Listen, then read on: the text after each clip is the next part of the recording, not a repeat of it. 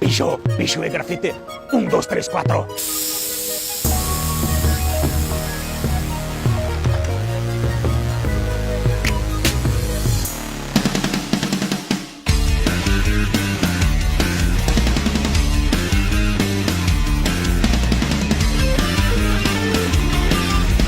Carioca, radicado em São Paulo.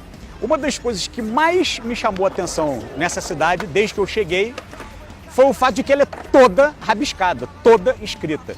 Acho que não tem nenhuma cidade do mundo que seja igual a São Paulo em termos de pichação e grafite. Mas fazer rabisco é uma coisa que faz parte da história da humanidade.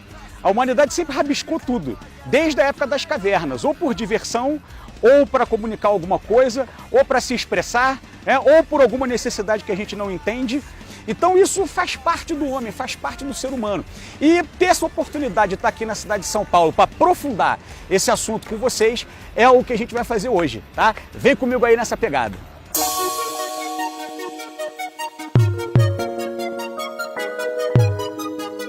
Utilizar paredes e muros públicos para se comunicar é uma questão histórica. Desde a época do Império Romano, a humanidade vem fazendo isso. Inclusive também em movimentos mais recentes.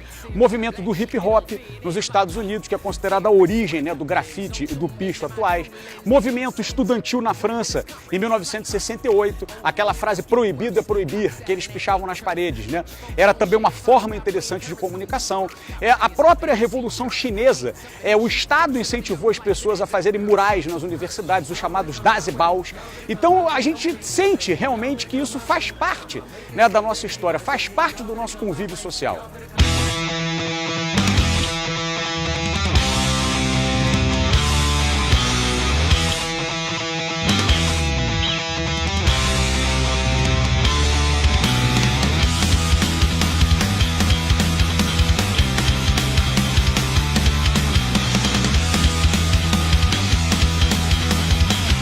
Bom, vim parar na Galeria do Rock, feliz a beça. E a conexão é quase que imediata. Eu via desde pequeno as paredes da cidade pichadas, grafitadas e tal. Várias bandas aqui que têm ligação com esse movimento que a gente está trabalhando. Inclusive uma banda aqui chamada Grafite. Acho que essa não, né, Zé? Essa não, né? Tá, valeu. Essas bandas de rock, punk rock, metal dos anos 70, dos anos 80, que chegaram ao Brasil, elas eram influenciadas pelas bandas de lá de fora. E a gente vê pelas capas dos discos como é que essa estética do grafite e do picho é muito próxima disso. Ela se inspirou efetivamente nisso aqui. Que, por sinal, também se inspirou no alfabeto rúnico dos povos nórdicos, dos povos anglo-saxões do passado. Então, interessante, sendo por uma cidade como a cidade de São Paulo, você vê o alfabeto rúnico na rua. Se de repente, sei lá, um bárbaro do passado, como os romanos chamavam, acordasse hoje e entrasse aqui em São Paulo, talvez ele se sentisse bem à vontade olhando para as paredes da cidade, porque as paredes da cidade têm muito a ver com essa estética aqui.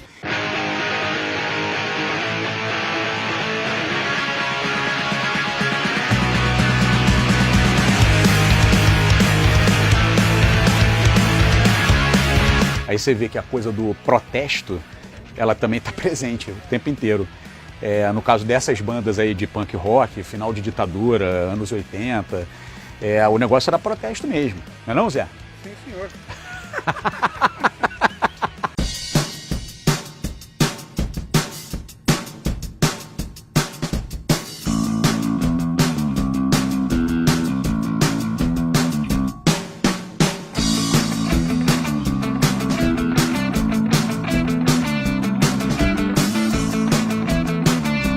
Isso aqui que vocês estão vendo em volta é arte ou não é arte?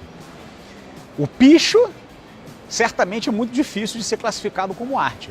Já o grafite se aproxima mais de alguns padrões.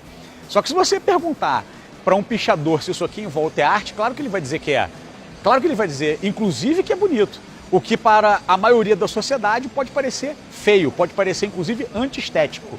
O grafite não, o grafite já se aproxima mais dos padrões, o grafite normalmente tem autorização, o grafite tem uma técnica, né, um pouco diferente, o grafite tem um formato um pouco diferente, e inclusive tem gente que hoje vive de grafite. O picho não, o picho continua naquele lugar da transgressão, naquele lugar da rebeldia, naquele lugar do desafio do status quo. Mas tanto o grafite quanto o picho são formas de contracultura. Criou-se uma cultura em volta desses movimentos. Esses movimentos, eles são movimentos verdadeiramente culturais, são formas de comunicação, são formas de se apropriar da cidade. A gente para pensar em São Paulo, a gente percebe que São Paulo é uma cidade verticalizada e o picho, ele acompanhou a verticalização da cidade totalmente, completamente. Agora, é arte? Não é arte? Depende muito dos olhos de quem vê. O nosso objetivo é que você tenha um olhar diferente, um olhar mais crítico sobre as coisas que são ditas sobre determinadas manifestações culturais que acontecem na nossa cidade.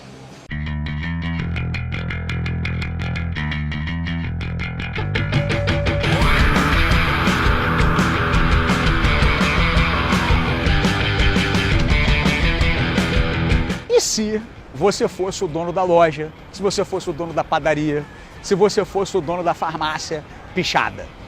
Você ia considerar esse movimento como arte? Muito provavelmente não. Muito provavelmente, para você, esse movimento é vandalismo, que é previsto, inclusive, como crime pelo Estado brasileiro.